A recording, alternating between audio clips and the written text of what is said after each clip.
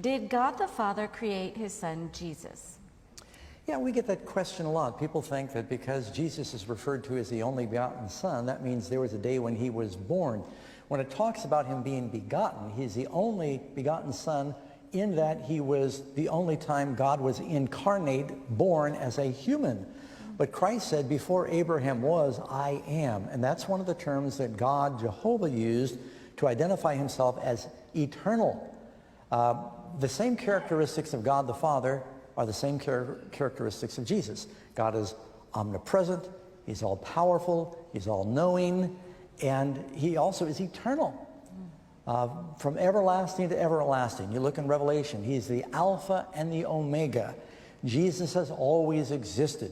One reason we know that God the Father did not create Jesus, well, for one thing, some people think, well, he's the Father, he must have had him, he's a son. Well, where's the mother?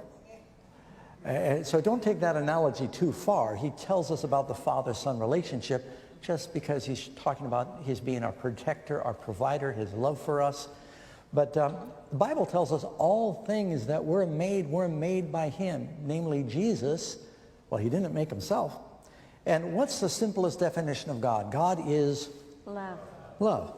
Can you have love when there's only one being? If I was on an island all by myself and there's no other humans or animals around, and I just said, I'm just so glad I can love everybody. Well, I'm not loving if there's nobody there.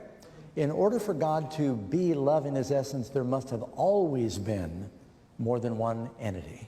You can't be love if there's nobody to express love to. Does that make sense? Mm-hmm. So Jesus has always been.